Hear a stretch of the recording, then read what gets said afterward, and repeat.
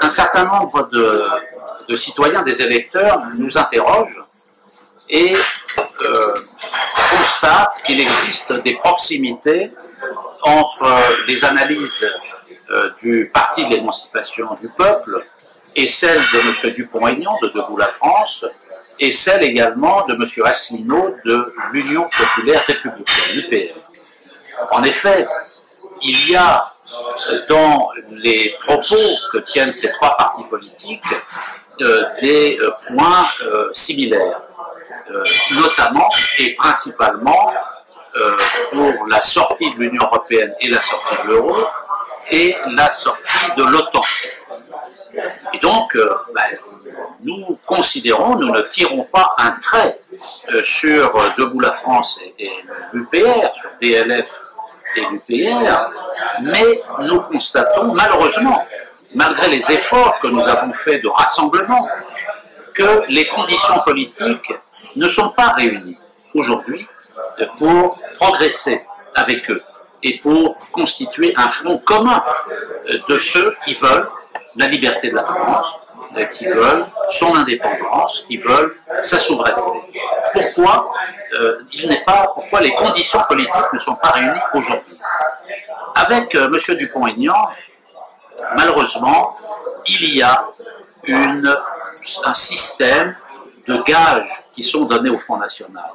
M. Dupont-Aignan, et on peut comprendre sa démarche, veut essayer de piquer des voix, comme on dit, au Front National.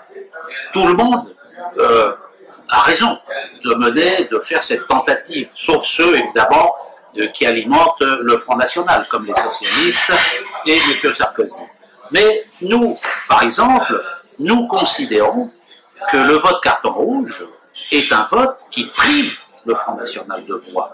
Parce que c'est en partie auprès d'un électorat qui pourrait voter Front National que nous nous adressons. C'est donc que nous sommes dans la même démarche. Il faut que les électeurs votent pour des forces politiques qui proposent des choses sérieuses. M. Dupont-Aignan n'est pas clair sur la sortie de l'euro et de l'Union européenne. Ça n'est pas clair. On ne voit pas très bien s'il veut vraiment sortir de l'euro et de l'Union européenne. Il y a donc un problème de clarification qui est nécessaire chez lui. Et puis il y a un deuxième point qui nous gêne beaucoup, c'est que M. Dupont-Aignan, sur des grands dossiers, le dossier social par exemple, ne dit rien sur la question du chômage. C'est-à-dire, quand on lit le programme de M. Dupont-Aignan, certes, on sera sorti de l'euro, mais ce sera comme avant. Pour nous, la sortie de l'euro, c'est pas un fétiche, c'est pas un gris-gris qu'on agite comme ça pour le plaisir. Ça doit permettre de résoudre les problèmes. C'est pour ça qu'on veut sortir de l'euro, pour résoudre les problèmes.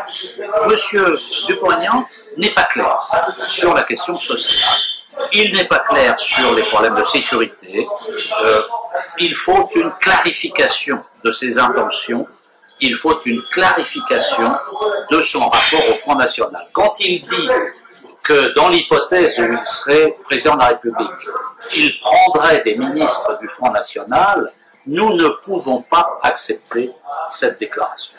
Donc, pour l'instant, nous espérons que les choses évolueront, mais pour l'instant, nous mettons un carton rouge à M. Dupont-Aignan. M. Asselineau. M. Asselineau, c'est pareil, nous avons des points communs. Nous avons d'ailleurs proposé à M. Asselineau de nous rassembler, de faire des campagnes communes. Nous l'avons invité à notre université d'été, nous avons fait des réunions avec lui pour tenter de bâtir un nouveau Conseil national de la résistance. Et puis, il a mis un terme à ces relations. Il y a mis un terme parce que, en fait, M. Asselineau s'est fait absorber par le présidentialisme. Il a une vision de la politique qui est une vision du pouvoir personnel autour d'une personne, une sorte de sauveur qui se présente aux électeurs comme le général de Gaulle. Mais tout le monde ne peut pas être le général de Gaulle. Et M. Asselineau n'est pas le général de Gaulle. Donc nous ne pouvons pas, pour cette première raison, être d'accord avec une vision du pouvoir personnel, une vision personnelle de la politique, la vision présidentialiste, celle de la Ve République qui est aujourd'hui à bout de souffle. Monsieur Asselineau veut ressusciter la Ve République autour de sa personne. C'est un projet vain. Mais il y a autre chose. Monsieur Asselineau entraîne ses amis, ses adhérents, ses électeurs dans la passe. Parce que monsieur Asselineau, quand il explique qu'il veut sortir de l'euro, et nous sommes d'accord avec lui sur ce point, invoque l'article 50 du traité de Lisbonne. Alors, on n'est pas là pour faire un cours de droit, mais simplement pour dire qu'en effet, le traité de Lisbonne permet, dans son article 50, une sortie de l'Union européenne, pas de l'euro, permet aux pays membres de l'Union européenne de sortir légalement en invoquant cet article. Sauf que ça n'est que de l'encre sur du papier. Parce que le processus de sortie est un processus de négociation avec l'Union européenne. C'est un processus qui peut prendre 2 ans. Mais peut-on négocier la souveraineté de la France? Monsieur Asselineau est prêt à négocier la souveraineté de la France. Pour nous, la souveraineté de la France ne se négocie pas. Il faut que la rupture avec l'Union européenne soit claire et nette et qu'elle procède d'un état de fait, pas d'un processus juridique. On ne peut pas contester le traité de Lisbonne, l'édifice institutionnel et juridique de l'Union européenne et entrer dans ce processus, dans ce système, pour en sortir. Ça n'a aucun sens. Et puis, il y a quand même une expérience récente, qui est celle de la Grèce, qui montre que l'on ne peut pas négocier avec les oligarques européens. Il faut faire comme le général de Gaulle, qui a mené la politique de la chaise vide dans les années 60. Il faut des actes unilatéraux. Il ne faut pas rester dans le système, il ne faut pas faire de juridisme. Et il faut le dire, je crois que la formation de M. Asselineau l'entraîne dans une vision un peu naïve et juridique, le juridisme de la vie sociale. Non, nous nous inscrivons, nous, dans la lutte sociale, dans la confrontation sociale, pas dans des relations de droit qui ne servent en réalité qu'à maintenir le pouvoir pour les oligarques européens. Et puis, je ne voudrais pas accabler M. Asselineau, avec lequel nous souhaitons entretenir de bonnes relations, mais il faut avouer également que M. Asselineau ne veut pas d'alliance, puisqu'il est dans une perspective présidentielle, il veut qu'on se rallie à son panache blanc.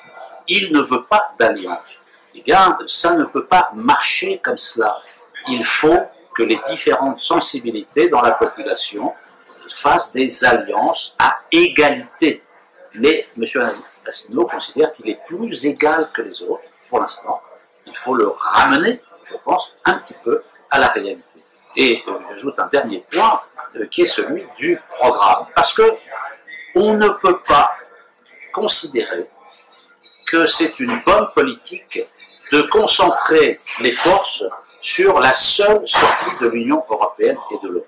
Ça ne suffit pas. Il faut dire pourquoi il faut sortir de l'Union européenne et de l'euro, et il faut dire ce que l'on va faire après. Or, M. Asselineau s'arrête là.